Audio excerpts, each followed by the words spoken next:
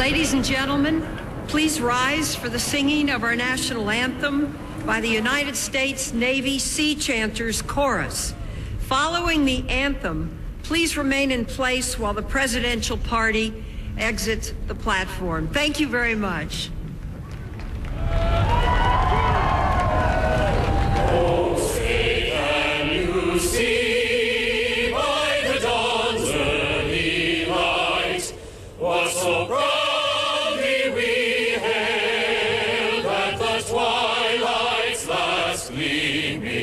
Whose cross strikes and bright stars through the perilous fight, o'er the ramparts we watched were so gallantly streaming, and the rocket's red glare, the bombs bursting in air, gave proof through the night that our flag was still there. Oh, say does that star-spangled banner yet wave o'er the land of the free and the home of the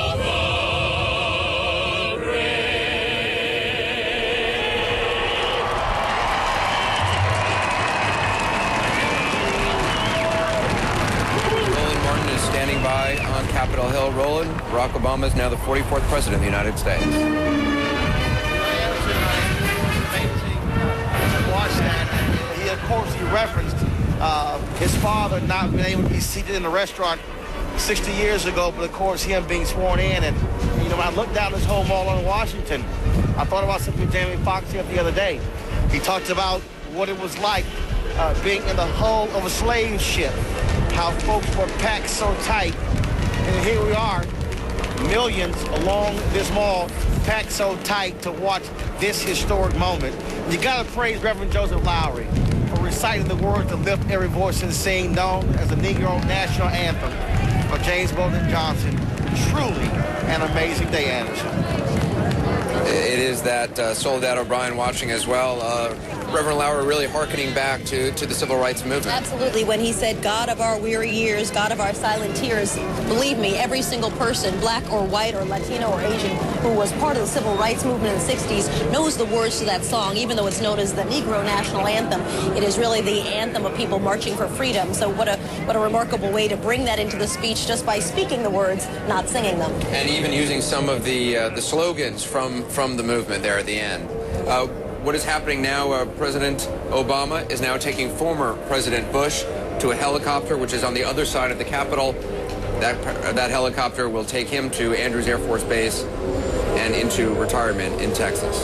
And the President of the United States, Barack Obama, will be going into what's called the President's Room up on Capitol Hill, participate in a signing ceremony, sign some nomination papers at this time.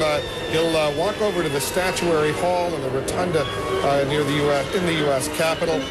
The President, the Vice President, Joe Biden, and their families, they will then attend a luncheon hosted by the Joint Congressional Committee on Inaugural Ceremonies. But I have to tell you, the 20-minute or so address that he delivered now, obviously every word carefully prepared, carefully scripted, included many major themes that he will want to... That's Captain Sully from the U.S. Air jet, which crashed. Sully Sullenberger, the pilot of the U.S. Airways plane that crashed on the Hudson River the other day. He was an invited guest.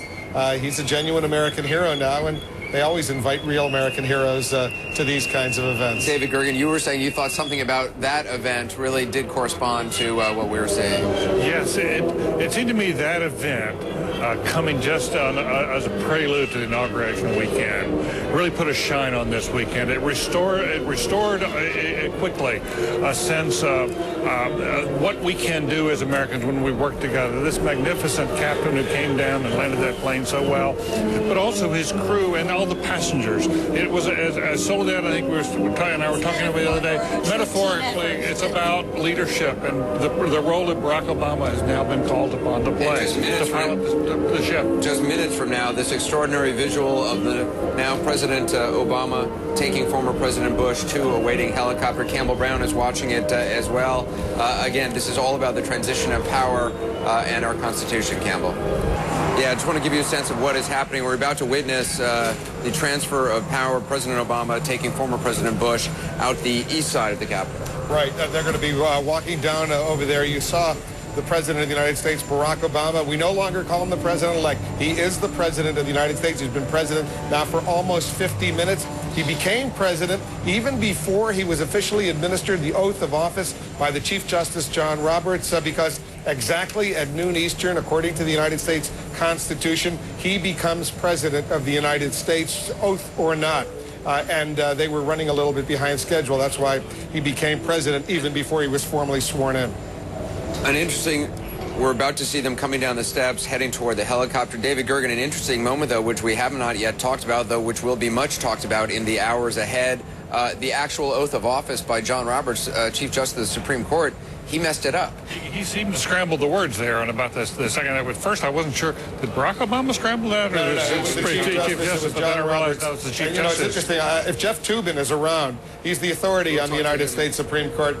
Jeff, as we await the departure of the former President George Bush, he's going to board that helicopter and head off eventually to Andrews Air Force Base and then Texas. What do you think? John Roberts had one job to do today, and he sort of screwed up. Wolf, I almost fell out of my chair. You know, it's only a 35-word oath. It's actually much shorter than the vice president's oath, and it's one of the most famous parts of the Constitution. But what Roberts did is he put the word faithfully.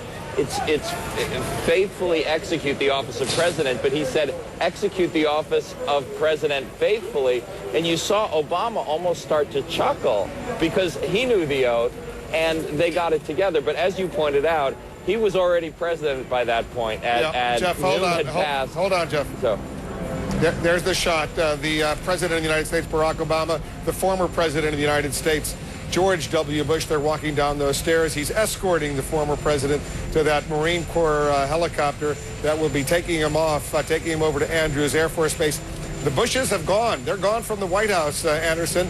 No more stuff there. They're packed up. They're out of there, and they're moving back to Texas. I can't remember a new president escorting the old president out to the helicopter and saying goodbye to him in this way. And that's the way it's been throughout the transition on both sides. So this has not happened in transitions past? I may be wrong, but I can't remember it unfolding quite this way, and I think it does show a personal respect. He sharply disagrees with policies, as Paul Begala just said, but coming out there to say goodbye is the right thing to do. There's Dick Cheney, the former vice president of the United States. If you're just tuning in, you probably haven't heard. He had a back problem moving some boxes into his new home in McLean, Virginia. The doctor said, you know what? Get off your feet to spend a couple days or so in a wheelchair, and that's where he was. He'll be going in a motorcade to his new home. After he departs, then former President Bush, former First Lady Laura Bush will head onto the Marine Corps helicopter. Yeah. Let's watch.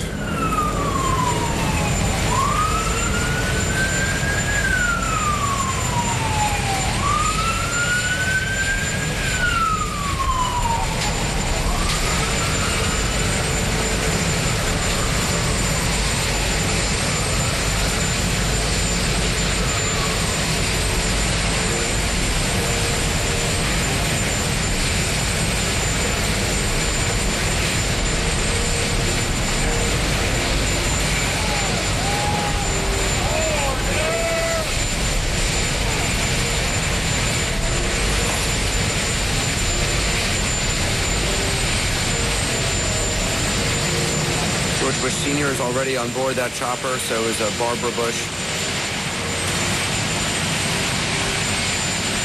They'll be taking that Executive One U.S. Marine Corps helicopter. It's no longer called Marine One because it's only Marine One once the President of the United States is flying aboard that helicopter, and he is now the former President of the United States. They'll take it for a short ride, about 10 minutes or so, to Andrews Air Force Base, where they will board that huge 747, the one that we know is Air Force One. It won't be called Air Force One once again because that plane carrying him back to Texas will not carry the president, only the former president of the United States. And as David Gergen points out, a very gracious moment by Michelle and Barack Obama, the president and first lady of the United States, as they meet up with Jill Biden and Joe Biden, the vice president of the United States. They will apparently wait to see that Executive One U.S. Marine Corps helicopter take off, head out to Andrews Air Force Base in Maryland for the journey back to Texas.